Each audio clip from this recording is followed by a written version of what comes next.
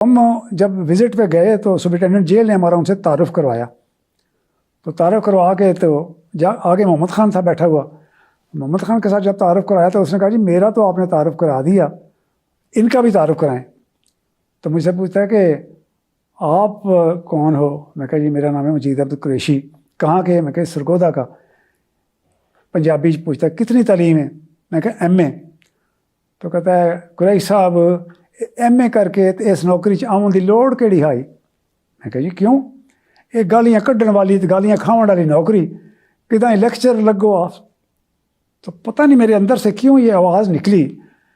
میں نے اسے کہا, میں نے کہا محمد خان ایک بات یاد رکھنا کہ ایک وقت آئے گا کہ یہ لوگ کہیں گے کہ ہمیں مجید قریشی کی ضرورت تھی. وہ بات کیسے پوری ہوئی کہ الحمدللہ پھر نوکری میں اونچ نیچ تو ہوئی, لیکن قیدیوں کے ساتھ عملے کے ساتھ جو رویہ تھا اس کی وجہ سے آج بھی خدا تعالیٰ نے وہ عزت دی ہوئی ہے کہ پاکستان بھر میں بھی جہاں کہیں بھی ضرورت پیش آئے میرا احترام سے نام لیا جاتا ہے.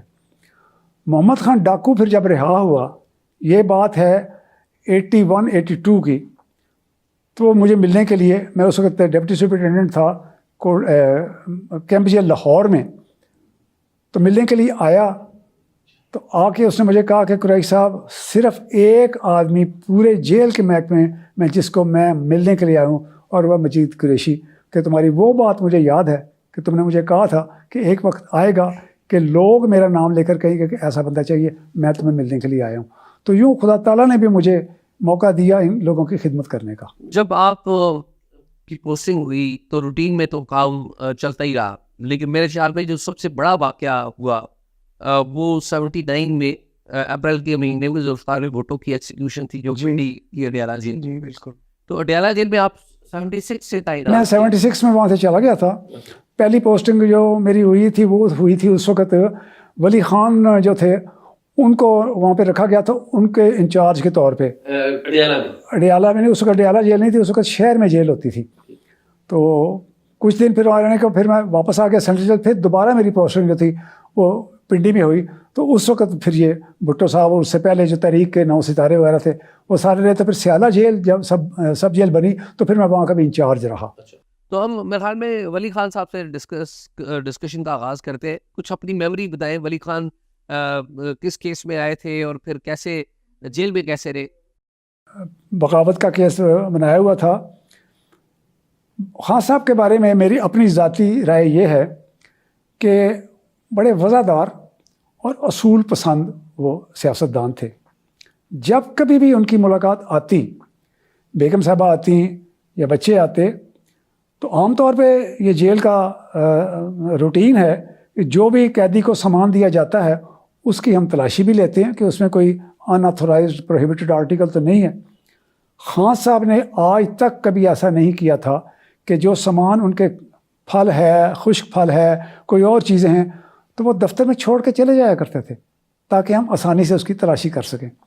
پھر کبھی ان کو یہ ضرورت پیش نہیں آئی کہ شام کو half an hour before the sunset جیل کی گنتی بند ہونی ہے, اور اگر وہ اپنی کمرے کے باہر بیٹھے ہوئے ہیں تو کبھی کسی ملازم کو یہ کہنے کی ضرورت پیش نہیں آئی کہ خان صاحب وقت جو ہے وہ ختم ہو رہا ہے, آپ اندر چلے جائیں. وہ خود بخود اپنے کمرے میں جا کے اپنا دروازہ بند کر لیا کرتے تھے. ایک واقعہ جو نہایت ہی اثر رکھتا ہے مجھ پہ کہ سردیوں کی ایک رات تھی, پنڈی جیل, سردیاں, شدید سردیاں, رات کو بارش ہوئی.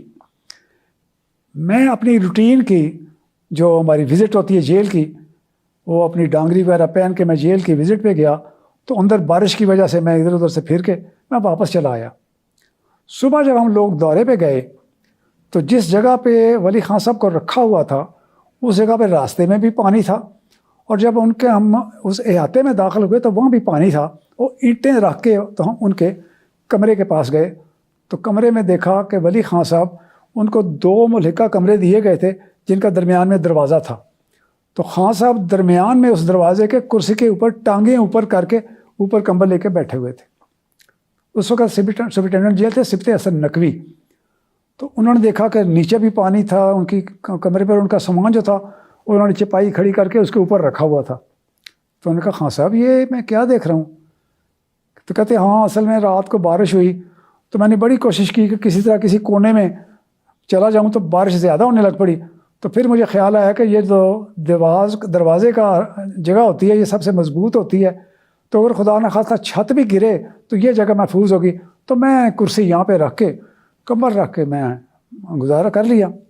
تو سبتی حسن نقوی کہنے لگے کہ خان صاحب آپ رات کو بتا دیتے, کوئی انتظام کرتے. تو کہتے خان شاہ صاحب آپ کیا کرتے, کسی غریب وارڈر کو, ہیڈ وارڈر کو بلاتے, وہ بارش میں چھت کے اوپر چڑھتا, اوپر آپ کوئی مٹی ڈالتا یا کوئی پلاسٹک کا شیٹ بچھاتا, تو اس کو ٹھنڈ لگ جاتی, نمونیا ہو جاتا, اور خدا نخواستہ اگر وہ مر جاتا تو اس کے چھوٹے چھوٹے بچے غریب کے کیا کرتے.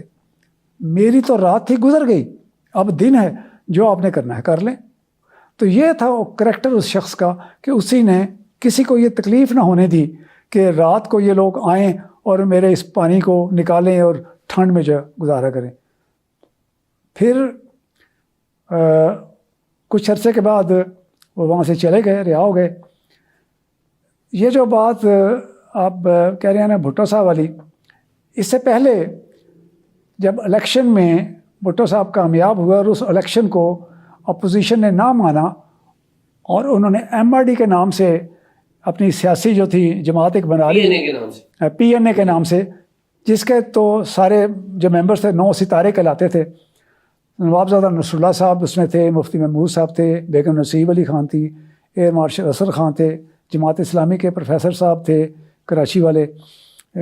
یہ تمام وہ دوست تھے جن کو وہاں پہ رکھا گیا. اڈیالہ جیل میں نہیں, ان کو سب جیل اس میں سہالہ میں جو پولیس کا ریسٹ ہاؤس تھا, اور وہاں پہ میری ڈیوٹی ان کے ساتھ تھی. تو وہ کافی عرصہ وہاں پہ رہے. تو ان دنوں میں بھٹو صاحب بحیثیت وزیر اعظم کئی دفعہ تو پورے پروٹوکول کے ساتھ آتے اور آ کے ان کو ملتے, اور ملنے سے پہلے وہ مجھے ضرور کانفیڈنس میں لیتے کہ جو آپس میں بیٹھ کے کوئی باتیں کر کہتے ہیں تمہیں پتہ ہے تو مجھے بتاؤ تاکہ میں ان سے بات کروں. تو مجھے جو کچھ بھی بات ان کی آپس میں گفتگو ہوتی تھی تو میں بتا دیتا تھا. تو یہ بھٹو صاحب کے ساتھ میرا تعارف جو تھا نام کے ساتھ پہلے سے ہوا تھا. میں آپ کو بعد میں بتا دوں گا کہ کیسے میری ان سے پہلے ملاقات ہوئی ہے کیسے. تو یہ سلسلہ جو تھا اس وقت تک چلتا رہا جب تک کہ یہ تحریک جو تھی یہ کامیاب ہوئی اور مارشل لاء نہیں لگ گیا. بھٹو صاحب ان سیاسی رہنماؤں سے ملاقاتیں بھی کرتے تھے, مذاکرات کرتے رہے. مولانا کوثر نیازی صاحب نے اپنی کتاب اور لائن کٹ گئی میں لکھا ہے کہ جب مذاکرات ہوتے تھے تو ان جو سیاسی قیدی تھے جس پہ مفتی محمود بھی تھے اور باقی لوگ بھی تھے, ان کو کوکا کولا کی بوتل میں شراب ملا کے پلائی جاتی تھی. یہ انہوں نے اپنی کتاب میں لکھا ہے. کیا یہ حقیقت ہے؟ کبھی بھی میری موجودگی میں ایسا نہیں ہوا, اور نہ ہی ان میں کوئی ایسا میں نے دیکھا ہوتے ہوئے. بعد میں کسی نے کیا ہو تو میں نہیں کہہ سکتا, کیونکہ ہر چیز وہاں پہ چیک ہوتی تھی اور ہم ان کی تمام چیزیں چیک کر کے اندر لے کے جائے جاتے تھے. اس لیے میں اس بات پہ یقین نہیں کرتا کہ ان کے ساتھ ایسی کوئی بات ہوتی ہوگی. یہ وہ والی مذاکرات ہیں جو وزیر اعظم ہاؤس کے اندر ہوتے تھے, یہ وہاں کی بات ہوتی ہوگی. سہالہ میں ایسے نہیں ہوتا تھا, سہالہ کا وہ تو سب جیل تھی, تو جیل میں تو ہر چیز تلاشی کے بعد جاتی ہے.